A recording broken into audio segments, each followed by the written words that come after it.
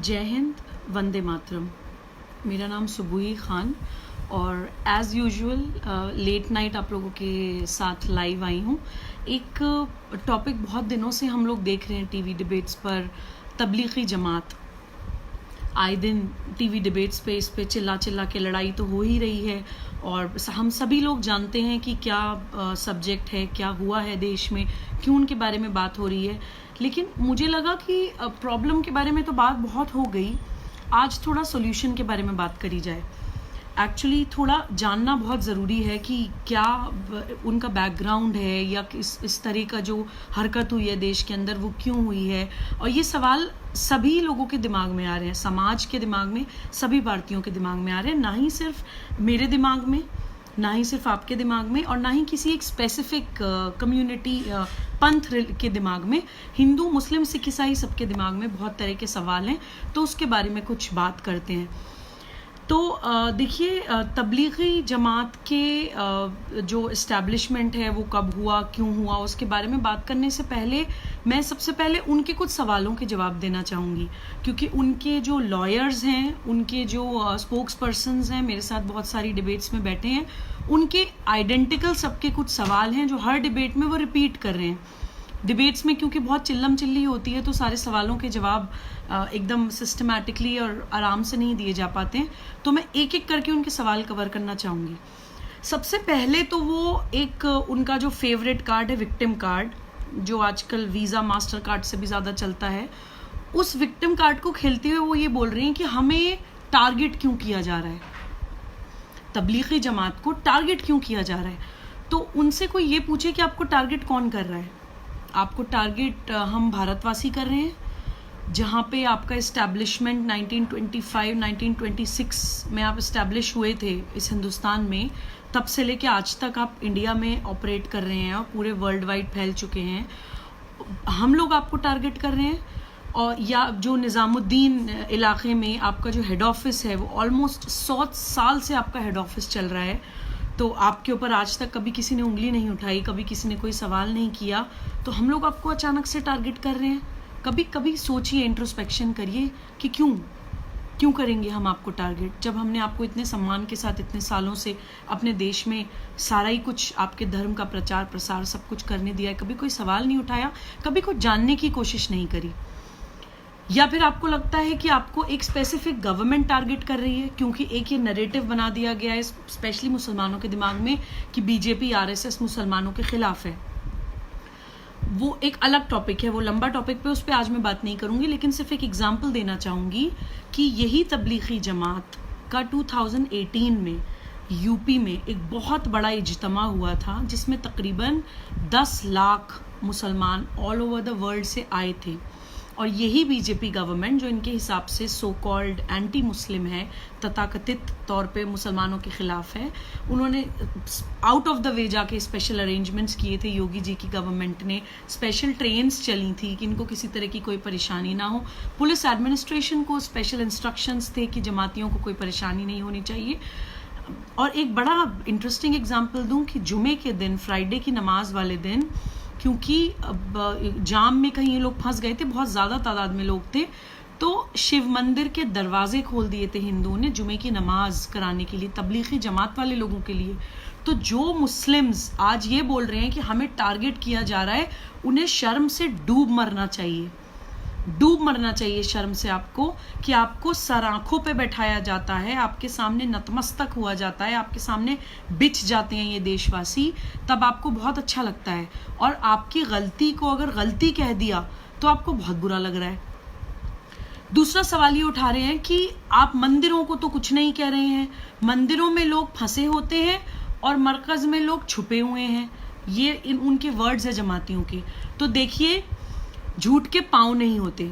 हिंदुस्तान का हर मंदिर, बड़े से बड़ा मंदिर जो आज तक कभी इतिहास में बंद नहीं हुआ, 18 मार्च या 19 मार्च तक पूरे देश के सारे मंदिर बंद हो चुके थे, वहाँ से सब लोगों को निकाला जा चुका था। ये ऑफिशियल रिपोर्ट्स हैं। तो ये आप ज़बरदस्ती का फॉल्स नैरेटिव मत फैलाइए कि मंदिरों में लोग फंसे होते हैं और मरकज़ में लोग छुपे हुए हैं। किसी मंदिर में कोई ना फंसा हुआ था ना छुपा हुआ था। 18 से 19 मार्च में सारे मंदिर खाली हो चुके थे। एक तबलीगी जमात के एक प्रवक्ता ये बोलते हैं कि सरकार की जिम्मेदारी थी, जब मरकज़ में लोग इंटरनेशनली आए हुए थे, बहुत सारे इंटरनेशनल टूरिस्ट्स थे, तो आपने चेक करके क्यों नहीं भेजा? अपनी ही बात को खुद काटते हैं। यही स्पोक्स पर्सन उसी डिबेट में थोड़ी देर पहले ये बोल रहे थे कि जो मरकज़ के जो तबलीगी जमात के जो कार्यक्रम होते हैं ये बहुत इंटरनेशनल लेवल पे होते हैं, तो इनकी एक एक साल पहले तैयारी हो जाती है, एक एक साल पहले सारी तैयारियां हो जाती हैं, और जो जमाती होते हैं वो 5-5, 6-6 महीने, 3-3, 4-4 महीने पहले से मरकज़ में आए हुए थे। तो एक बात बताइए, WHO ने ही मार्च में पैंडेमिक डिक्लेयर किया है, आप 6 महीने 5 महीने पहले से अगर जमाती इंटरनेशनल टूरिस्ट आपके यहाँ मरकज़ में आके रुके हुए हैं, तो सरकार को कोई वही तो आ नहीं रही थी, कोई देववाणी तो आ नहीं रही थी कि WHO को भी नहीं पता था और भारत सरकार को पता होगा और वो पहले से चेक करके जमातियों को भेजते। जैसे ही पता चला कि ये थ्रेट है, उसके बाद प्रॉपर सारी स्क्रीनिंग होनी स्टार्ट हो गई, सबकी टेस्टिंग होनी स्टार्ट हो गई, बाहर से आने वाले लोगों को क्वारंटाइन किया जाने लगा। तो सारी चीज़ें पूरे सिस्टम के हिसाब से और लॉजिक के हिसाब से हुई हैं। तो आप इस तरह से सोचें कि आप लोगों को बेवकूफ़ बना लेंगे, तो ऐसे होता नहीं है। और ये सारी चीज़ें ऑन रिकॉर्ड हैं, आप टीवी डिबेट पे बोल रहे हैं, रिकॉर्ड होता है। मैं अगर आप मुझे इस वीडियो में अगर कोई चैलेंज करेगा तो मैं वो डिबेट में से क्लिप निकाल के आपको दिखा दूंगी। एक बात आप बोल रहे हैं कि इसको हिंदू मुस्लिम मत करिए। ये सवाल मैं आपसे पूछना चाहती हूँ कि हिंदू मुस्लिम कौन कर रहा है? हम तो अपराधी को अपराधी बोल रहे हैं, मुसलमान कौन बन जाता है? हम तो बोलते हैं कि भाई आप गलत को गलत बोलिए, आप बोलते हैं कि हम मुसलमान हैं इसलिए आप हमें गलत बोल रहे हैं। तो मुसलमान वर्ड ही कौन ला रहा है? मुसलमान अल्फाज ही आप ला रहे हैं। आप किसी भी सिचुएशन में इंसान बनने से पहले मुसलमान बन जाते हैं। एक नॉर्मल थोड़ा सा लॉजिक अपने दिमाग में डाल के ये सोचिए कि जब आप पैदा हुए थे, मैं हमेशा बोलती हूँ कि जब हम पैदा हुए थे, पैदा होने के बाद जब हम रोए थे, जब हमने पहली सांस ली थी, तब तो हम एक इंसान पैदा हुए थे। अगर हम हिंदू परिवार में पैदा हो जाते तो हम हिंदू कहलाते, हम क्रिश्चियन परिवार में पैदा हो जाते क्रिश्चियन कहलाते। क्योंकि मैं मुसलमान परिवार में पैदा हो गई, मेरे कान में अजान दे दी गई तो मैं मुसलमान हो गई। तो मुसलमान बनने से पहले तो मैं इंसान हूँ। तो हम हिंदू मुसलमान नहीं कर रहे हैं, हिंदू मुसलमान आपके दिमाग में है, वो बंटवारा आपके दिमाग में है। अगर CAA में कुछ स्पेसिफिक पंथों के लोगों को नागरिकता देने की बात करी जाती है, जो पंथ के आधार पे नहीं, क्योंकि उनका बेचारों का ह्यूमन राइट्स वायलेशन हो रहा है, उनका बेचारों का परसिक्यूशन हो रहा है, जिसमें आपका कोई लेना देना भी नहीं है, उसमें भी आप जब हिंदू मुसलमान ले आते हैं कि मुसलमानों को क्यों नहीं दी, तो सबसे बड़ा हिंदू मुसलमान आपके दिमाग में है, हमारे दिमाग में नहीं है, ना सरकार के दिमाग में है, ना इस देशवासियों के दिमाग में है, ना कभी रहा है। एक बात आप बोल रहे हैं सारी कौम को क्यों टारगेट किया जा रहा है? बिल्कुल नहीं किया जा रहा, और जो लोग कर रहे हैं वो गलत कर रहे हैं। बिल्कुल पूरी जिम्मेदारी के साथ मैं कह रही हूँ कि, और हमेशा बोलती हूँ कि जैसे एक नेता के गलत होने से पूरी पार्टी गलत नहीं हो जाती, एक ढोंगी बाबा के गलत होने से सारे साधु सन्यासी संत महात्मा गलत नहीं हो जाते, ऐसी एक ढोंगी मौलाना के होने से पूरी कौम गलत नहीं हो जाती, या कुछ कट्टरपंथियों के होने की वजह से पूरी कौम गलत नहीं हो जाती, एटलीस्ट कट्टरवादी और आतंकवादी नहीं हो जाती। लेकिन एक बहुत बड़ा लेकिन है इसमें, जो मैं मुस्लिम कम्युनिटी को 2 फॉर्म्स में देख रही हूं। एक तो कट्टरवादी हैं, या फिर कट्टरवादी से भी आगे की लाइन क्रॉस करके आतंकवादी बन जाते हैं। एक वो लोग हैं जो लिबरल हैं, प्रोग्रेसिव हैं, भारत को अपना मानते भी हैं, अच्छे दिल के भी हैं, सब कुछ हैं, लेकिन मौन है। ये मौन आपको अपना तोड़ना पड़ेगा। ये मैं आप लोगों से अपील करना चाहती हूँ कि देखिए, जब इस देश का विभाजन भी धर्म के आधार पे हुआ था, उस वक्त भी कोई सब मुसलमान नहीं चाहते थे कि वो एक अलग इस्लामिक स्टेट लेके पाकिस्तान बना ले। कुछ मुस्लिम्स चाहते थे, वो चले गए। बहुत से मुसलमान इस देश को अपनी सरजमीन, अपनी मिट्टी, अपना वतन मानते थे और पूरी मोहब्बत के साथ इस देश में रुके। लेकिन उस वक्त जब विभाजन भी हो रहा था तो वो मौन थे। तो देखिए, उस वक्त भी कुछ कट्टरवादी आतंकवादी मानसिकता वाले लोगों की वजह से पूरी कौम के माथे पे ये कलंक लगा कि इस्लामिक स्टेट के नाम पे ये देश बटा है। इस्लाम के नाम पे ये देश बटा है, तो वो कलंक हमें अपने माथे पे से हटाने का, मैं कहती हूँ कि ब्लेसिंग इन डिस्गाइज है, ये मौका है कि इस तरह के सो कॉल्ड मुसलमान जो सिर्फ मुसलमान एक टैगलाइन इस्तेमाल करके विक्टिम कार्ड खेलते हैं और भारतीय मुसलमानों को भारत से तोड़ते हैं, उन लोगों के खिलाफ आपको मुखर होके बहुत प्रोएक्टिवली आगे आना पड़ेगा। एक मौलाना साहब ने मुझसे एक बात बोली, थोड़े प्रोग्रेसिव माइंड के हैं वो, कि हम बोलते तो हैं, हम क्या करें, सर पे कफन बांध लें। तो मैंने उनको जवाब दिया कि ये सर पे कफन बांधने का ही टाइम है, क्योंकि ना ही सिर्फ आपका देश खतरे में है, अगर आपको देश को लेके भी बात समझ नहीं आती तो आपकी कौम भी खतरे में है। आप इस चीज का जो दंश झेल रहा है, बहुत से ऐसे बेगुनाह मुसलमान भी वो दंश झेल रहे हैं जो गरीब हैं, जिनका बिजनेस, जिनकी नौकरियां अफेक्ट हो रही हैं, जिनसे लोग फ्रूट्स वेजिटेबल्स खरीदने से कतरा रहे हैं। तो आपको एज अ मुस्लिम भी और एज एन इंडियन भी आपकी तो डबल रिस्पॉन्सिबिलिटी है कि आपको आगे आके बोलना चाहिए। आप भूल जाइए सरकार किसकी है, आप भूल जाइए कि आरएसएस है या बीजेपी है या क्या चल रहा है क्या नहीं चल रहा। आप आगे आके सही को सही और गलत को गलत बोलिए और अपनी एक जिम्मेदारी उठाइए, अपने धर्म का पालन करिए। कोई धर्म ये नहीं सिखाता है जो इन लोगों ने किया है। कुछ लोग ये डिफेंस ले रहे हैं कि फेक वीडियोस वायरल हो रही हैं। बिल्कुल मैं मानती हूँ कि कुछ फेक वीडियोस वायरल हो रही हैं, लेकिन आप ये भी सोचिए कि उन फेक वीडियोस की रियलिटी कौन सामने ला रहा है। आप मीडिया को ब्लेम कर देते हैं कि XYZ चैनल ने ये गलत रिपोर्ट दिखा दी। मैं एक डिबेट पे बैठी थी, एक चैनल ने ये स्पेशली एक डिबेट करी थी इसके ऊपर कि कुछ ऐसी वीडियोस जिसमें कि वो नोट को थूक से चाट के लोग घुमा रहे हैं, या कुछ वीडियोस फेक वीडियोस पाकिस्तान और सऊदी अरब से बन के आ रही हैं। जब उनकी सोर्सेज हमने जानी तो ये भी मुस्लिम्स को सोचने की जरूरत है, स्पेशली उन मुसलमानों को जो कल्चरली, संस्कृति के हिसाब से अपने आप को अरब से जोड़ लेते हैं, कि आज जब आपकी और पूरी इंसानियत की जान खतरे में है, जब पूरी इंसानियत अपनी जिंदगी और मौत के लिए लड़ रही है, उस वक्त वो अरब जिसको आप अपना मानते हैं आपको बदनाम करने के लिए वीडियोस बना बना के सर्कुलेट कर रहे हैं, बिना ये सोचे कि आपके साथ भेदभाव होगा या आपकी इमेज खराब होगी आपके देश में, तो आपका क्या होगा वो नहीं सोच रहे हैं। लेकिन हम भारतीय फिर भी आउट ऑफ द वे जाके उन वीडियोस की सोर्सेज जानने की कोशिश कर रहे हैं, क्योंकि हमारा दिल ये नहीं कहता कि भारतीय मुसलमान ऐसा हो सकता है।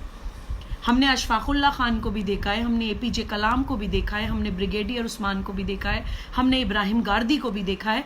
तो हम लोगों का दिल, हमारे अंदर जो एक लोगों के अंदर अच्छाई देखने का जो गुण है, जो हम आत्मा के अंदर परमात्मा देखते हैं, वो चीज़ हमें आज भी इस चीज़ की तरफ मोटिवेट करती है कि हम सच्चाई जानने की कोशिश करें कि नहीं, इतना तो बुरा नहीं हो सकता मुसलमान, इतने सालों से हम साथ में रह रहे हैं। तो ये मुस्लिम्स को भी, स्पेशली जो रेडिकलाइज मुस्लिम्स नहीं है, ब्रेन वॉश मुस्लिम्स नहीं है, उनको भी ये सोचने की ज़रूरत है कि फेक वीडियोस डेफिनेटली हैं, लेकिन जो एक्चुअल में चीज़ें हो रही हैं उससे भी आप आंखें बंद नहीं कर सकते। कबूतर की तरह आंखें बंद मत करिए कि मौत टल जाएगी आप नहीं देखेंगे तो। पत्थरबाजी हो रही है, आप डिनाई नहीं कर सकते। बदतमीजियाँ हो रही हैं, आप डिनाई नहीं कर सकते। भागे हुए हैं, सामने नहीं आ रहे हैं, पुलिस पकड़ के ला रही है, डॉक्टर्स के साथ मिसबिहेवियर हो रहा है, पुलिस प्रशासन के साथ मिसबिहेवियर हो रहा है। इन सारी चीज़ों से आप डिनाई नहीं कर सकते। तो ये तो हुए उनके तबलीगी जमात वालों के कुछ सवालों के जवाब। अब वो पूछते हैं कि कोरोना कोई अपराध तो नहीं है, आपने तो बीमारी को अपराध बना दिया। तो अब मैं आपको क्विकली कुछ अपराध कवर कर देना चाहती हूँ कि अपराध एक्चुअली उनसे क्या हुआ है। पहला अपराध, सबसे पहला अपराध तबलीगी जमात वालों से ये हुआ है कि वो टूरिस्ट वीजा पे हिंदुस्तान में आए हुए थे। देखिए, वीजा के कुछ रूल्स एंड रेगुलेशंस होते हैं। आप जिस भी कंट्री में जा रहे हैं, आपको अपना पर्पस ऑफ विजिट ऑनेस्टली और प्रैक्टिकली, कैटेगोरिकली बताना होता है। अगर आप धर्म का प्रचार प्रसार करने के लिए जा रहे हैं, लोगों को इनवाइट करने के लिए, इस्लाम ज्वाइन करने के लिए जा रहे हैं, तो आप टूरिस्ट वीजा लेकर नहीं आ सकते हैं। आप कोई घूमने के लिए, भारत भ्रमण के लिए नहीं आए थे। तो पहला अपराध आपसे ये हुआ है। दूसरा अपराध आपसे ये हुआ है कि 12 मार्च से लेके 22 मार्च को जनता कर्फ्यू हुआ है और 23 मार्च से लॉकडाउन हुआ है। आप ये कुतर्क इस्तेमाल कर रहे हैं कि आप फंस गए, आप मरकज में फंस गए।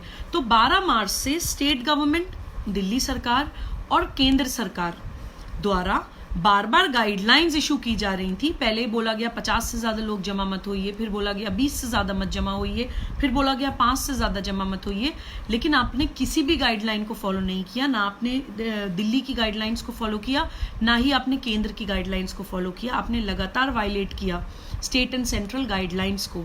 आप कह रहे हैं कि हम बार बार अप्रोच कर रहे थे लोकल पुलिस को, हमारे पास लिखित में लेटर्स हैं, वो सारे लेटर्स मैंने आपके देखे हैं। आपने पुलिस को अप्रोच किया है 23 तारीख को, जब 23 तारीख को लोकल पुलिस ने आपको अल्टीमेटम दे दिया, लॉकडाउन डिक्लेयर होने के बाद जब 23 को आपको अल्टीमेटम दे दिया गया कि आपको अब यहाँ से खाली करना है, उस अल्टीमेटम के जवाब में आपने रिटर्न में दिया कि हमें यहाँ से निकाला जाए। 12 मार्च से लेके 23 मार्च तक 22 मार्च तक आप क्या कर रहे थे वहां पे? ये अपराध कर रहे थे आप। तो आप ऐसे लोगों को बेवकूफ मत बनाइए कि आप जानते नहीं है कि आपसे क्या अपराध हुआ है। कुछ ऑडियो सामने आई हैं जो मौलाना शाद वहां पे भड़काऊ स्पीचेस दे रहे थे, उसमें वो कैटेगोरिकली बोल रहे हैं उन स्पीचेस में कि जब तक ये महामारी है, ये सरकार आपसे कह रही है कि आप मस्जिदों में मत जाइए। मैं कहता हूं कि जब तक ये महामारी है तब तक आप मस्जिदों में ही रहिए। क्या ये अपराध नहीं है? इस्लाम के हिसाब से आत्महत्या करना, सुसाइड करना हराम है। हमारी लॉ के हिसाब से, आईपीसी के हिसाब से भी सुसाइड के लिए इंस्टिगेट करना अपराध है। तो आप धर्म के हिसाब से भी अपराध कर रहे थे, आप अपने देश के कानून के हिसाब से भी अपराध कर रहे थे। आप ना ही सिर्फ मास सुसाइड के लिए लोगों को वर्गला रहे थे, बल्कि जेनोसाइड के लिए प्रमोट कर रहे थे। आप बखूबी जानते थे कि कितनी खतरनाक बीमारी है।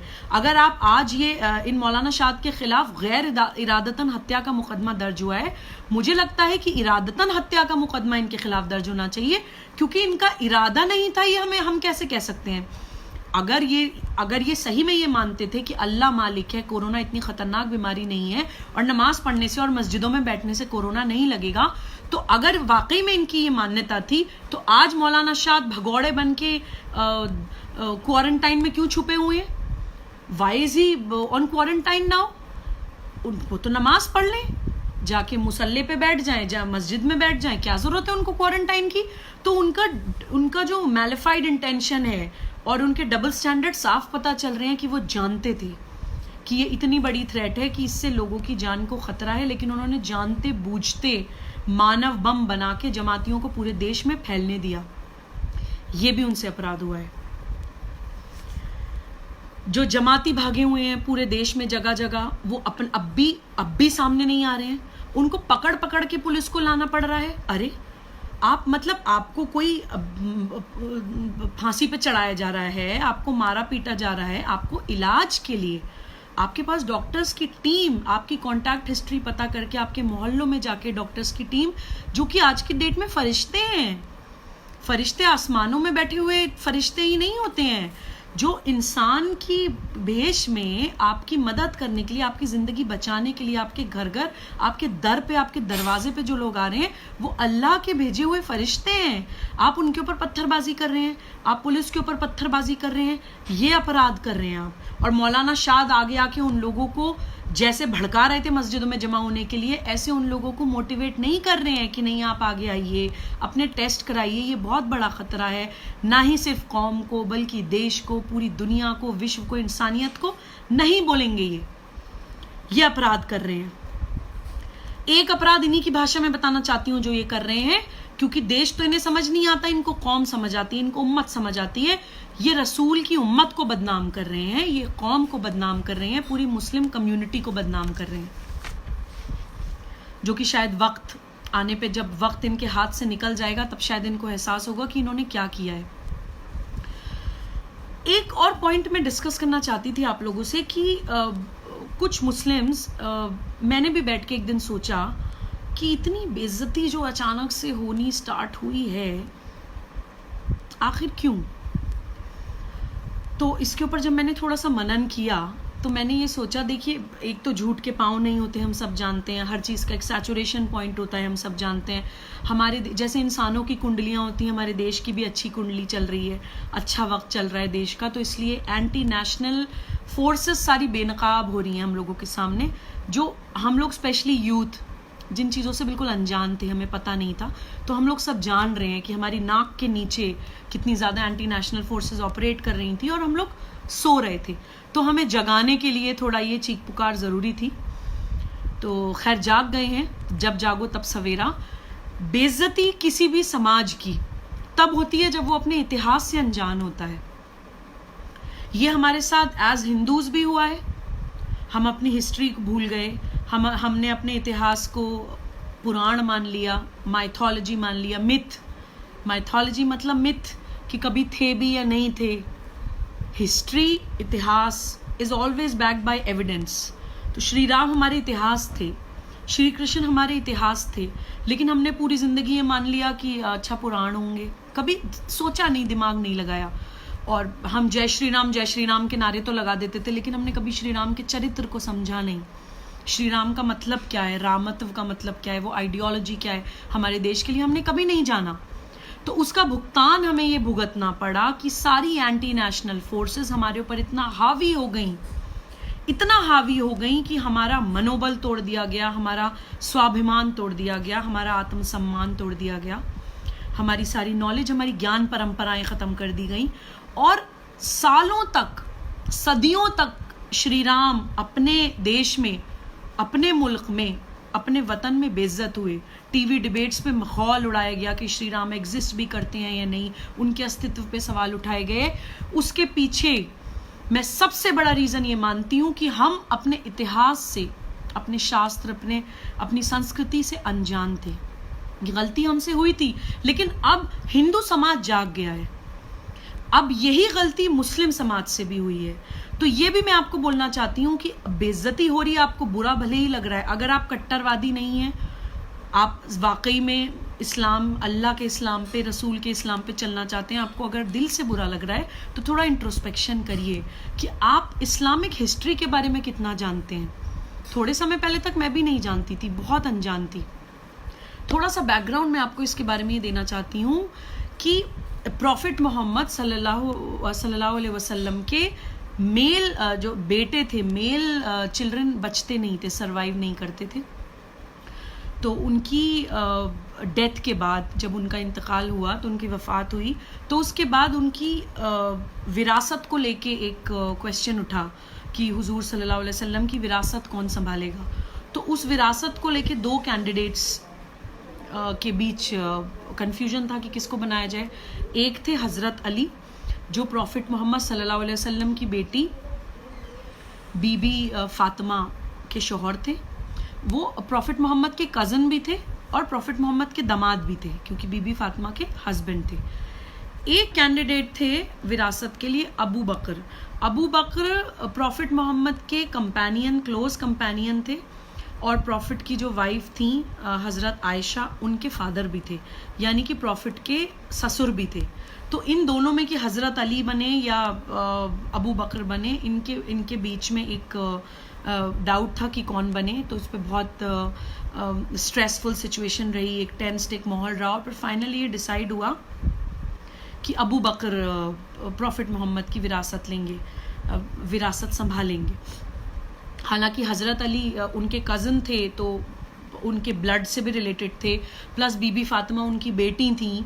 तो हज़रत अली और बीबी फातिमा के जो बच्चे थे, इमाम हसन, इमाम हुसैन, वो डायरेक्ट ब्लड लाइन हुए प्रॉफिट मोहम्मद के, क्योंकि बीबी फातिमा प्रॉफिट मोहम्मद की बेटी, सगी बेटी थी। लेकिन खैर अबू बकर को प्रॉफिट मोहम्मद की विरासत मिली, और वहीं से खलीफा सिस्टम स्टार्ट हुआ। फर्स्ट खलीफा इस्लामिक हिस्ट्री में प्रॉफिट की डेथ के बाद वॉज अबू बकर। उसके बाद 3 और खलीफा रहे, उमर इब्न अल खत्ताब, उस्मान इब्न अफ़ान, और चौथे खलीफा फिर हज़रत अली को ही बनाया, जिनको एक तबका ये मानता था कि प्रॉफिट के बाद उन्हीं को बनना चाहिए था, डायरेक्ट विरासत उन्हीं को मिलनी चाहिए थी, हज़रत अली को। चौथे खलीफा हज़रत अली बने। तो अब हज़रत अली के बाद जो, अब ये जो 4 जो कैलिफ हैं, अबू बकर, उमर, उस्मान एंड हज़रत अली, ये जो 4 कैलिफ हैं, इनके इस पूरे पीरियड को राशिदून पीरियड कहा जाता है, जो कि चोजन वंस कहलाते हैं, कि यानी कि देवर चोजन। उसके बाद से जो कैलिफेट सिस्टम है वो ब्लड लाइन से चलना था। तो लास्ट फोर्थ कैलिफ हज़रत अली, उनके बाद उनके बेटे इमाम हसन खलीफा बने। अब इमाम हसन के बाद इमाम हुसैन को खलीफा बनना था, लेकिन वहाँ की कुछ एक पॉलिटिकल एक विरासत जो छीनने वाली एक लड़ाई थी, जिसमें वहाँ पे एक रूलर उस टाइम पे एक हुआ करता था यजीद, जो कि बहुत ही अधर्मी आदमी था। तो उसको किसी भी सूरत में उस वक्त जो इमाम हसन थे कैलिफ हज़रत अली के बाद, वो नहीं चाहते थे कि वो कैलिफ बने, वरना वो बिल्कुल ख़राब कर देगा इस्लामिक हिस्ट्री को और प्रॉफिट की टीचिंग्स को और सब चीज़ों को। तो कुछ ट्रीटीज़ वगैरह हुई कि इमाम हसन के बाद इमाम हुसैन बनेंगे, लेकिन उस ट्रीटी का वायलेशन तो किया ही गया। एक करबला की बहुत बड़ी लड़ाई हुई जिसमें इमाम हुसैन को शहीद कर दिया गया। हम लोगों ने बहुत लोगों ने सुना है करबला की लड़ाई के बारे में, लेकिन इतना डेप्थ में सब लोग नहीं जानते। मैं भी खैर बहुत डेप्थ में नहीं जानती हूँ, लेकिन जितना मैं जानती हूँ उतना आप लोगों के साथ शेयर कर रही हूँ कि इमाम हुसैन को करबला की लड़ाई में शहीद कर दिया गया। अब मुस्लिम्स को ये सोचने की ज़रूरत है कि इमाम हुसैन को जिन लोगों ने शहीद किया उनके नाम क्या होंगे? क्या राकेश, सुरेश, महेश ये नाम रहे होंगे उनके, या बीजेपी, आरएसएस या हिंदू रहे होंगे वहाँ पे इमाम हुसैन को शहीद करने के लिए? इमाम हुसैन को शहीद करने वाले सब सो कॉल्ड मुस्लिम्स थे। कोई काजी था, कोई मौलाना था, कोई हाजी था, सो कॉल्ड, और प्रॉफिट की नस्लों को शहीद कर रहे हैं। सोचिए, इस्लाम के नाम पे। एक्चुअली उनके लिए इस्लाम नहीं है, उनके लिए वो अल्लाह का इस्लाम नहीं है, वो प्रॉफिट का इस्लाम नहीं है। उनके हिसाब से इमाम हसन, इमाम हुसैन या हज़रत अली ये सब प्रॉफिट के वो नहीं है, खून नहीं, मतलब इमाम हसन, इमाम हुसैन प्रॉफिट के खून नहीं है। और इमाम हसन और इमाम हुसैन के बारे में तो उनसे तो प्रॉफिट इतनी मोहब्बत करते थे कि कुछ ऑथेंटिक हदीस हैं कि जिसमें वो ये भी बोलते थे कि ये मेरे ही बेटे हैं, they are like my sons only. तो आप ये सोचिए कि एक्चुअली में अगर इस्लाम को मानने वाले होते तो इन्होंने नाराए तकबीर का नारा लगा के, अल्लाह अकबर का नारा लगा के प्रॉफिट की नस्लों को ख़त्म किया है। तो आज जब हम भारतीय इन लोगों के खिलाफ खड़े होते हैं तो मुस्लिम्स को ये कतई नहीं सोचना चाहिए कि हम मुसलमानों के खिलाफ खड़े हैं, अल्लाह के इस्लाम के खिलाफ नहीं खड़े हैं। हम उन इस्लाम के ढोंगी आशिकों के खिलाफ खड़े हैं जिनके लिए इस्लाम हमेशा से ही सिंस द बिगिनिंग सिर्फ एक पॉलिटिकल एजेंडा रहा है, सिर्फ एक विरासत कि किस तरह से वो फैलाएं इस्लाम, वो एक पॉलिटिकल एजेंडा रहा है। तो ये हमें मुस्लिम्स को बहुत समझने की ज़रूरत है, ये हमें नहीं बताया जाता है। ये मैं बहुत सारे मुस्लिम्स को, स्पेशली जब से मैं जानी हूँ, मैं जो मुस्लिम यूथ है उनको ज़रूर बताने की कोशिश करती हूँ। मेरे बहुत सारे कज़न्स जिनको मैंने बताया, दे वर टेकन अबैक कि हमें तो पता ही नहीं था, ये तो हम जानते ही नहीं थे। हमें तो हमेशा ये बताया गया है कि भाई इस्लाम को काफिरों से ख़तरा है, इस्लाम को नॉन बिलीवर्स से ख़तरा है। ये तो कभी नहीं बताया गया कि इस्लाम को इस्लाम के ही ढोंगी आशिकों से ख़तरा है।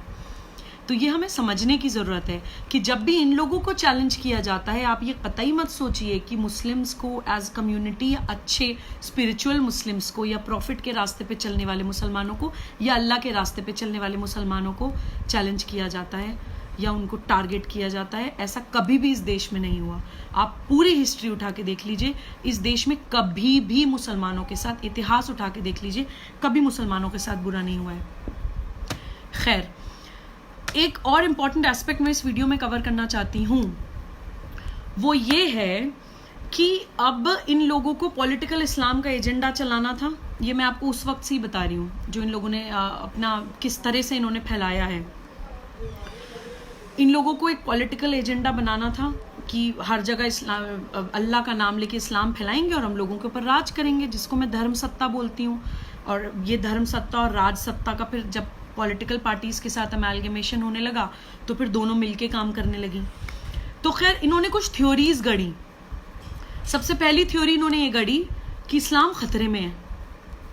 इनसे कोई ये पूछे, अकल के अंधों, पूरे दुनिया में, ठीक है, क्रिश्चियनिटी के बाद सबसे ज़्यादा माना जाने वाला पंथ इस्लाम है आज की डेट में, खतरे में कहाँ से आ गया और किससे खतरे में है? आपको किसने आपके साथ बुरा किया? आपको कौन सा हिंदू मारने के लिए कहीं आ रहा है? हिस्ट्री, अपनी इस्लामिक हिस्ट्री भी उठा के देख लीजिए, हिंदुस्तान की हिस्ट्री उठा के देख लीजिए, आपको किसने आके मारा है, आपके साथ कत्लो गारत करी है? आपने ही आपस में कत्लो आम करे हैं, आपने ही फ़िरका परस्ती करी है, 72 फ़िरके बना लिए, 73 फ़िरके बना लिए। अब एक बात बताइए, भारत में तो आपको ये भड़का देते हैं कि आरएसएस मुसलमानों के ख़िलाफ़ है और बीजेपी मुसलमानों के ख़िलाफ़ है। तो पहली बात तो मैं आपको ये बता दूं कि आरएसएस में गुरुजी जो है वो गुरु गोलवालकर जी को बोला जाता है। मैं पूरी जिम्मेदारी के साथ आपको बता रही हूँ कि उन्होंने अपनी पूरी लाइफ टाइम में, पूरी जिंदगी में जितने भी उनके रिटन, पूरा जो उनकी, आप जितनी भी पूरा रिटन लिटरेचर उठा के देख लीजिए संघ का, गुरु गोलवालकर जी ने कभी इस्लाम, अल्लाह और प्रॉफिट, इन 3 लोगों के खिलाफ कभी एक अपशब्द नहीं कहा है। Not even 1 single word against Allah, profit और इस्लाम। अगर कोई अपशब्द कभी कहे गए होंगे तो वो मुसलमान वर्ड यूज करके कहे गए होंगे, और उसमें उन मुसलमानों को कहा गया होगा जिन्होंने इस्लाम का नाम लेके और कट्टरवाद फैला के, आतंकवाद फैला के इस देश में कत्लो गारत करके हमारे देश को तोड़ा, हमारे देश का विभाजन किया। उन मुसलमानों को गाली दी गई, और उन मुसलमानों को गाली क्यों ना दी जाए? क्या मैं उन मुसलमानों को गाली नहीं दूंगी? बिल्कुल दूंगी, और फख्र महसूस करूंगी उन मुसलमानों को गाली देने में। तो ये तो रही एक बात। दूसरी बात कि अगर आपको लगता है कि बीजेपी आरएसएस मुसलमानों के दुश्मन है, तो इस्लामिक कंट्रीज में मुसलमान इतना सफर क्यों कर रहे हैं? भारत में तो आप पूरे हक के साथ रहते हैं, पूरे राइट्स के साथ रहते हैं, पूरे मैं कहती हूँ कि दमाद बन के रहते हैं, बदमाशी के साथ रहते हैं, अपराध करके भी, चोरी करके भी सीनाजोरी करने की आपके अंदर हिम्मत हो जाती है, क्योंकि ये भारत माता है, क्योंकि इसके लिए सारे बच्चे बराबर हैं। तो आपकी बदतमीजी भी बर्दाश्त करी जाती है। कभी इस चीज़ को सोचिएगा, इंट्रोस्पेक्शन करिएगा। अगर आपके अंदर कॉन्शियंस है, अगर बची है, अगर आप ब्रेन वॉश नहीं है, तो अंतरात्मा कभी गलत नहीं कहती है। कभी किसी दिन आराम से वजू करके नमाज पढ़िएगा, मौलानाओं को परे करिएगा, और उस जानमाज पे बैठ के दुआ मांगने के बाद ये सोचिएगा कि इस देश ने मुसलमानों के साथ आज तक क्या बुरा किया और क्या अच्छा किया है, तो आपको अपने बहुत सारे सवालों के जवाब मिल जाएंगे। तो ये कट्टरवादी थ्योरीज लाते हैं, इस्लाम खतरे में है, हमें इस्लाम फैलाना है, और एक ये इस थ्योरी को ये लोग करवाने के लिए, एग्जीक्यूट करवाने के लिए अलग अलग प्रैक्टिसेस गढ़ते हैं। अब क्या करेंगे? अब एक बात बताइए, जो मानव का जो नेचर है, इंसान का जो नेचर है, वो मिलजुल के रहने का है, खुश रहने का है, गाना गाने का है, नाचने का है, घूमने का है, प्रकृति में मिल के रहने का है। तो अब इतनी अच्छी प्रजाति से, जिसको मतलब जिसके अंदर परमात्मा विराजमान है, उससे इतना अधर्मी काम कैसे करवाएंगे? इस्लाम तलवार की नोक पे कैसे फैलवाएंगे? तो उसका भी इन्होंने सॉल्यूशन सोच लिया। उसके लिए ये आपको अग्रेसिव बनाते हैं, बचपन से सिस्टमैटिकली अग्रेसिव बनाते हैं। ये सवाल मैं बचपन से सोचती आई थी, और जैसे धीरे धीरे करके मैं ट्रैवल करती गई, भ्रमण करती गई, मैंने भारत प्रवास किया, मैं लोगों से मिली, मैंने किताबें पढ़ी, मैंने योग किया, मैंने ध्यान किया, तो धीरे धीरे पजल के पीसेस जुड़ते चले गए। ये कैसे अग्रेसिव बनाते हैं? देखिए, ये बोलते हैं आर्ट हराम है, ड्राइंग हराम है। मुझे ड्राइंग का बहुत शौक है, बचपन से मैं स्केचेस बनाती हूँ। तो कई बार सुनने को मिलता था, मेरे अपने इमीडिएट फैमिली में नहीं, लेकिन समाज में सुनने को मिलता था कि ड्राइंग तो हराम है, अल्लाह ताला बहुत गुनाह देते हैं जो अगर आप ड्राइंग करते हैं। तो कोई भी चीज़ आप खुद सोचिएगा, कोई भी चीज़, ड्राइंग हराम है, स्केचिंग हराम है, म्यूज़िक हराम है, संगीत हराम है, डांस हराम है, कोई भी चीज़ जो होली पे रंग खेलना हराम है। अगर आपके रंग लग गया तो अल्लाह ताला वो गोश्त काटेगा, आप दोज़ख में जलाए जाएंगे, आप सांप आपके लोटेंगे, आपके कीड़े मकोड़े काटेंगे, आप कढ़ाई में गरम गरम तेल में पकौड़ों की तरह तले जाएंगे।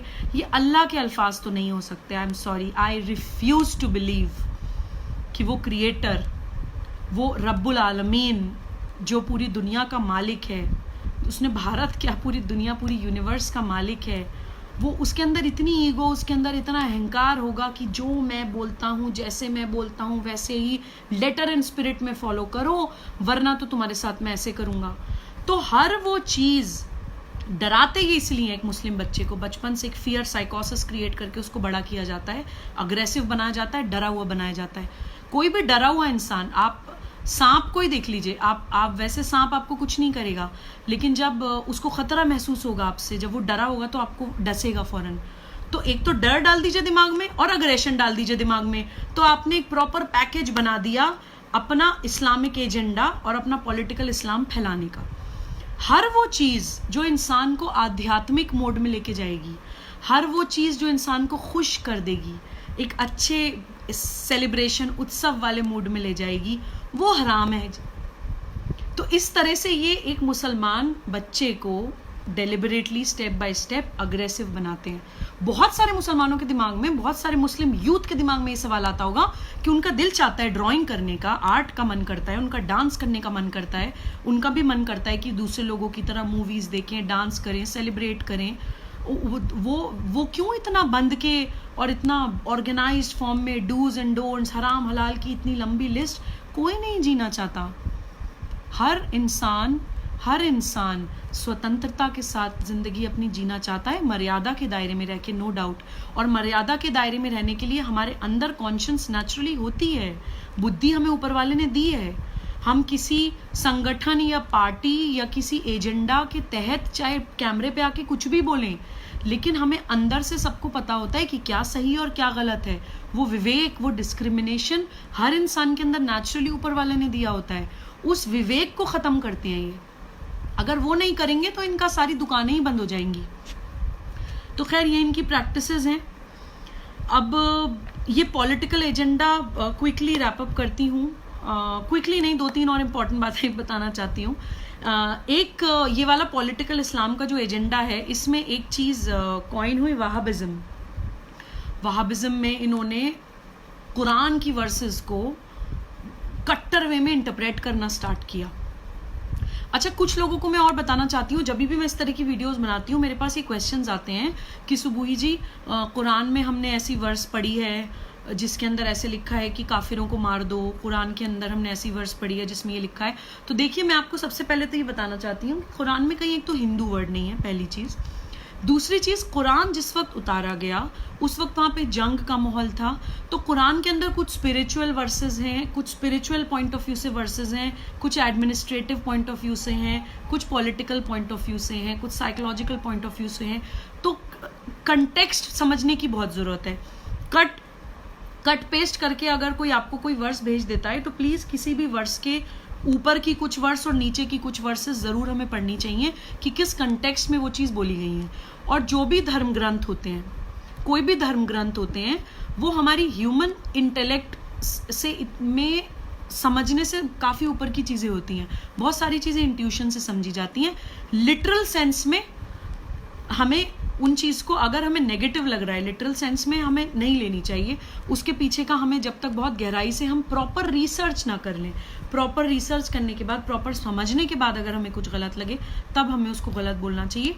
सिर्फ कुछ फॉरवर्डेड मैसेजेस या आधी अधूरी पढ़ के या बिना कंटेक्स्ट जाने हमें एक परसेप्शन नहीं बनाना चाहिए किसी भी धर्म ग्रंथ, किसी भी पंथ के ग्रंथ के बारे में, क्योंकि सारे पंथों का जो एक जिस्ट है, जो निचोड़ है, वो एक परमात्मा की बात करता है। मैंने आज तक किसी पंथ के ग्रंथ में इस तरह की कोई चीज नहीं देखी जो अलगाववाद की बात करता हो, जो आतंकवाद की बात करता हो, जो खून खराबे की बात करता हो, जो लोगों को मारने की बात करता हो, या जो ये कहता हो कि तुम्हारा खुदा अलग, मेरा भगवान अलग, तुम्हारा ईश्वर अलग। सब एक परमात्मा, एक ईश्वर की बात करते हैं। सबके रास्ते अलग अलग हैं। और देखिए, खुदा इतनी बड़ी चीज है कि उसको आप किसी एक फॉर्म में बांध नहीं सकते। रास्ते तो अलग अलग होंगे ही। कोई मल्टी डायमेंशनल चीज है तो उस तक पहुंचने के मल्टी वेज ही होंगे, एक रास्ता उस तक पहुंचने का नहीं हो सकता। तो खैर, वहाबिज्म की बात मैं आपसे कर रही थी कि वहाबिज्म एक एजेंडा है जिन्होंने कुरानिक वर्सेस को बहुत कट्टर वे में इंटरप्रेट करके लोगों में फैलाने की कोशिश करी कि उनका ये मानना था कि हम इस्लाम को रिफॉर्म करेंगे। तो ये अल्लाह का इस्लाम तो रह नहीं गया, ये तो एक पॉलिटिकल मूवमेंट है, इंसानों द्वारा लाया गया, नॉर्मल इंसानों द्वारा लाया गया, कोई प्रॉफिट नहीं, कुछ नहीं। ठीक है, तो वहाबिज्म आया। वहाबिज्म के बाद से आने के बाद इस्लाम में कट्टरवाद बहुत ज्यादा बढ़ता चला गया। और एक गज़वाए हिंद की एक आइडियोलॉजी है जिसमें ये लोग ये बोलते हैं कि हिंदुस्तान में जब तक हर मंदिर ख़त्म नहीं हो जाता, हिंदुस्तान का कल्चर ख़त्म नहीं हो जाता, हिंदुस्तान की लैंग्वेज और हमारी पूरी कंसोलिडेटेड जो इतिहास, शास्त्र, संस्कृति है, जब तक वो ख़त्म नहीं हो जाते तब तक क़यामत नहीं आएगी। तो ये लोग इस्लाम को रूल करना चाहते हैं, इस्लामिक स्टेट बनाना चाहते हैं। ये इनका एक कट्टरवादियों का एक एजेंडा है ग़ज़वाए हिंद। इस ग़ज़वाए हिंद को एग्जीक्यूट करने के लिए जो इनकी प्रैक्टिसेस हैं वो ये हैं कि इन्होंने अरबीकरण कर दिया है। ये हिंदुस्तानी मुसलमान को हिंदुस्तान से जुड़ने नहीं देते हैं। पुराने टाइम में हिंदुस्तानी मुसलमान और जो बाकी के पंथों के लोग हैं सब मिलजुल के रहते थे। मुस्लिम औरतें सिंदूर भी लगाती थी, मुस्लिम औरतें बिछियाँ भी पहनती थी, और सारे कल्चर, मंदिर, मस्जिद, ये वो पूरी एक साझा संस्कृति थी। तो इन लोगों ने एक ये नरेटिव बना दिया है कि आप पैरेलल हैं, आप साथ रह तो रहे हैं लेकिन आप मिल नहीं सकते। आप देखिए सेक्युलरिज्म का ढोंग, अगर कोई हिंदू टोपी लगा लेता है तो बहुत प्राउडली उसको फ्लॉन्ट करते हैं, ये हमारा सेक्युलर देश है। और मैं सुबुई खान अगर तिलक लगा लूँ तो मैं फ़ौरन सांप्रदायिक हो जाती हूँ, मैं फ़ौरन बीजेपी की आरएसएस की स्टूज हो जाती हूँ, मैं फ़ौरन मुनाफिक हो जाती हूँ। तो ये एक ब्लेम गेम खेलना स्टार्ट करना कि एक बॉयकॉट कर देंगे समाज से, जो भी मुसलमान इनके बताई हुई चीज़ों से out of the box thinking अगर किसी ने अपना दिमाग अप्लाई करना शुरू कर दिया तो उसको फ़ौरन समाज से बॉयकॉट करने की कोशिश करते हैं। अभी भी कुछ लोग गाली दे रहे हैं मुझे लाइव वीडियो पे। खैर एनीवे, तो ग़ज़वाए हिंद की आइडियोलॉजी को ये लोग इस तरह से एग्जीक्यूट करते हैं कि कल्चर, लैंग्वेज, ड्रेस कोड अलग कर दिया, फूड प्रैक्टिसेस अलग कर दी, और कुरान को हिंदी में अपनी लैंग्वेज में पढ़ने नहीं देते हैं। मैं बताऊं आपको, कुरान दुनिया की सबसे ज़्यादा लैंग्वेजेस में ट्रांसलेट होने वाली किताब है, लेकिन उसको हमेशा अरबी में प्रमोट करेंगे, कभी नहीं बताएं, कभी प्रमोट नहीं करेंगे कि अपनी भाषा में पढ़ो, क्योंकि अपनी भाषा में पढ़ लिया तो बहुत सारी चीज़ें क्लियर हो जाएंगी। अपनी भाषा में पढ़ लिया तो मौलानावाद बंद हो जाएगा, और मौलानावाद तो इन्हें चलने देना है, अपनी धर्म सत्ताएं कैसे ख़त्म होने देंगे। तो ये सारी चीज़ें ये करते हैं। अब last but not the least for this video, Tablighi Jamaat पे मैंने ये स्टार्ट किया था। तो देखिए, तबलीगी जमात का इस्टेब्लिशमेंट 1925 या 1926 में इस देश में हुआ। मैं तो इनकी इंटेंशन को इतनी आसानी से नहीं जाने दे सकती, क्योंकि ओपिनियन गलत हो सकती है, फैक्ट गलत नहीं होता है। अगर आपके पास पेन है तो प्लीज़ नोट करिएगा जो मैं बताने जा रही हूँ, कि हमारे देश में कैसे सिस्टमैटिकली मुसलमानों को, भारतीय मुसलमानों को भारत से तोड़ा गया। 1857 की क्रांति में अंग्रेज़ों के खिलाफ हिंदू मुसलमान एक होकर लड़े थे, वंदे मातरम के नारे लगे थे, छक्के छुड़ा दिए गए थे अंग्रेज़ों के, और वो डर गए थे।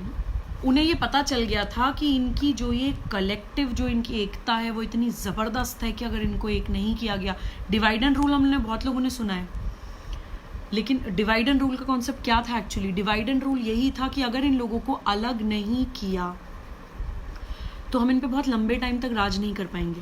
तो 1857 की क्रांति के बाद कैसे सिस्टमैटिकली, डेलिबरेटली भारतीय मुसलमानों को भारत से अलग किया गया, आप देखिए। 1867 में दारुल उलूम का एस्टैब्लिशमेंट होता है। 1905 में बंगाल विभाजन होता है कर्जन के द्वारा, धर्म के आधार पर, जो आज बांग्लादेश है। 1907 में मुस्लिम लीग की स्थापना होती है। 1915 में कम्युनल इलेक्टोरेट को एक्सेप्ट किया जाता है। 1919 में खिलाफत मूवमेंट की बहुत मांग चली, और जिसको सरप्राइजिंगली हमारे राष्ट्रपिता गांधी जी ने सपोर्ट किया। मुझे आज तक ये बात समझ नहीं आई कि उन्होंने खिलाफत मूवमेंट को सपोर्ट क्यों किया था। टर्की में मुस्तफ़ा कमाल पाशा ने खिलाफत मूवमेंट को अबॉलिश कर दिया था। उसके बाद वहाँ पे बहुत मांगे उठी कि खिलाफत मूवमेंट दोबारा आना चाहिए, वो इस्लामिक स्टेट, कैलिफेट सिस्टम फैलाएंगे, इस्लाम फैलाएंगे, अपना मुल्ला वाला इस्लाम फैलाएंगे, तलवार की नोक वाला वहाबिज़म वाला इस्लाम फैलाएंगे, यजीद वाला इस्लाम फैलाएंगे, जिसमें मैं कहती हूँ कि इस्लाम के नाम पे जो पहले आतंकवाद के जो विक्टिम हुए हैं वो प्रॉफिट की नस्लें ही हुई हैं। तो हमारा, अगर हम सच्चे मुसलमान हैं तो पहला फ़र्ज़ बैठता है कि उस आतंकवाद के ख़िलाफ़ सबसे पहले हम बोलें। तो खिलाफत मूवमेंट को गांधी जी ने सपोर्ट किया 1919 में, 18 या 19 हो सकता है आसपास। 1930 इसी बीच में 1925 या 26 में तबलीगी जमात आती हैं, जो इस्लाम का प्रचार प्रसार घर घर जाके करते हैं, लोगों को इस्लाम फैलाएंगे। 1930 में पाकिस्तान वर्ड कॉइन होता है, अब खुल के पाकिस्तान की अब हिंदू मुसलमान एक नहीं हो सकते, पाकिस्तान एक वर्ड, एक कॉइन होता है। 1940 में लाहौर डिक्लेरेशन होता है जिन्ना द्वारा। 1946 में डायरेक्ट एक्शन डे, बहुत बड़ा दंगा, मास रेप, मर्डर, स्लॉटर इस्लाम के नाम पे। आप सोचिए, बलात्कार उस इस्लाम के नाम पे जिसमें मैं कहती हूँ कि प्रॉफिट को मैं बहुत बड़ा फेमिनिस्ट मानती हूँ। प्रॉफिट मोहम्मद सल्लल्लाहु अलैहि वसल्लम औरतों के लिए बहुत एक्सक्लूसिव राइट्स इस्टेब्लिश करने वाले थे, घर के काम खुद करते थे। उनकी जो फर्स्ट वाइफ थी उनसे उम्र में भी बहुत बड़ी थी। वो स्टीरियोटाइप में भी बिलीव नहीं करते थे कि बीवी छोटी होनी चाहिए, हस्बैंड बड़ा होना चाहिए। उनकी बीवी उनसे, हजरत खदीजा, उनसे साल में, उनको बहुत साल उनसे उम्र में बड़ी थी, बिजनेस वूमन थी। और जिस टाइम पे प्रॉफिट थे उस टाइम पे बच्चियों को पैदा होते ही दफना दिया जाता था। उसके खिलाफ उन्होंने बहुत आवाज़ उठाई। फीमेल इन्फेंटिसाइड के खिलाफ वो बहुत बोले। उन्होंने ये बोला कि जिसके घर में पहली बेटी होती है, आप ये मानिए कि अल्लाह ताला ने सलाम भेजा है। तो इस तरह की विमेन राइट्स एस्टैब्लिश करने वाले प्रॉफिट के नाम पे, इस्लाम के नाम पे हमारे देश में 1946 में क्या हुआ है हम सब जानते हैं। उसके बाद 1947 में इस देश का विभाजन इस्लाम के नाम पे, धर्म के आधार पर। तो इस तरह से ये अपनी गज़वाए हिंद की आइडियोलॉजी को सफल बनाते हैं पूरे सिस्टमैटिकली। तो ये हमें समझना चाहिए कि जो हमें एकदम से इमोशनल ब्लैकमेल कर दिया जाता है मुसलमान का नाम लेके, इस्लाम का नाम लेके, हम जानते क्या है अपने इतिहास के बारे में? मुसलमानों के साथ ये हो रहा है, मुसलमानों के साथ ये हो रहा है। अरे कुरान पढ़ा है कभी अपनी भाषा में? प्रॉफिट के बारे में कभी पढ़ा है? हज़रत अली की टीचिंग्स कभी जानी है? इमाम हसन, इमाम हुसैन के बारे में कभी जाना है? कुछ नहीं जानेंगे, बस बैठ के रोते रहेंगे कि मुसलमानों के साथ बुरा हो रहा है, मुसलमानों के साथ बुरा हो रहा है। कुछ बुरा नहीं हो रहा है मुसलमानों के साथ इस देश में। पूरी दुनिया में अगर सबसे ज़्यादा सुरक्षित और सम्मानित है मुसलमान तो इस देश में है। अगर इस बात को हमने बहुत जल्दी जान लिया तो वेल एंड गुड, अगर नहीं जाना तो हम अपनी कौम को गर्त में धकेलने के लिए खुद जिम्मेदार हैं। तबलीगी जमात के ऊपर फिलहाल इतना ही। एक और बात आपको बता दूं, इस पे मैं अभी रिसर्च कर रही हूँ। जितना मेरे पास श्योरिटी होगी तो मैं दोबारा एक नेक्स्ट वीडियो बनाऊंगी कि तबलीगी जमात के काफ़ी लोगों को अल-कायदा के द्वारा रिक्रूट किया जाता है। तो तबलीगी जमात को हम इतना कोई मासूम संस्था ना समझें। उसमें बहुत ज़्यादा मतलब कुछ आतंकी संगठनों में, यूरोप में बॉम्बिंग्स में कई जगह कुछ लोग पकड़े गए हैं जिनका तबलीगी जमात से संबंध होने पाए गए हैं। और ये इस तरह की जो संस्थाएं होती हैं, इस तरह के जो संगठन होते हैं, वो टेरर ऑर्गेनाइजेशंस के लिए बहुत फ्रूटफुल रिक्रूटिंग ग्राउंड्स होते हैं। किस लिए? क्योंकि आतंकवादी कोई पैदा नहीं होता है। जैसे मैंने आपको बताया, हर इंसान, हर बच्चे के अंदर परमात्मा होता है। उसको आतंकवादी बनाने तक का एक बहुत लंबा सफ़र होता है। पहले उसको अलगाववाद बताया जाता है, अलगाववाद के कट्टरवाद आता है, कट्टरवाद के बाद आतंकवाद आता है।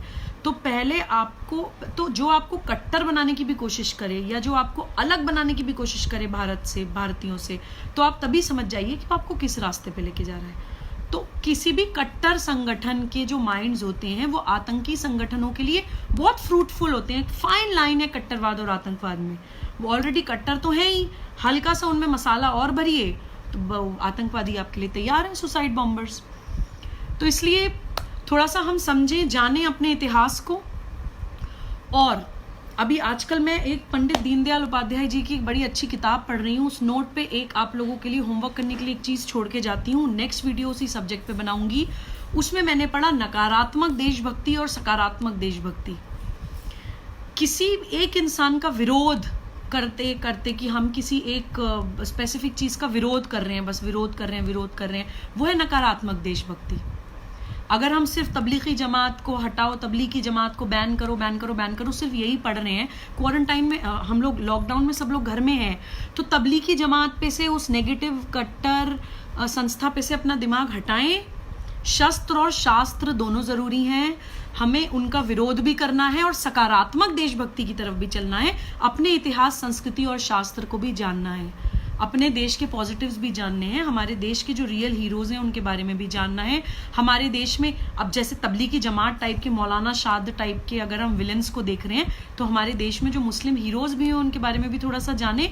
शस्त्र और शास्त्र दोनों में अगर पारंगत रहेंगे, बैलेंस बना के चलेंगे, तो ही हम इस चीज से लड़ पाएंगे, क्योंकि हमें मिलजुल के रहना है। हमारी साझा संस्कृति है, हमारी सनातनी संस्कृति है। हम वसुधैव कुटुंबकम में यकीन करते हैं। हमें आतंकवादियों को इस देश से भगाना है, लेकिन जो भटके हुए लोग हैं, जो इग्नोरेंट हैं, उन्हें हमें वापस अपनी सनातन और भारतीय और साझा संस्कृति की तरफ लाना है। वो हम तभी कर सकते हैं जब हम खुद अवेयर होंगे और सकारात्मक देशभक्ति हमारे अंदर होगी। आज के लिए इतना ही। जय हिंद, वंदे मातरम।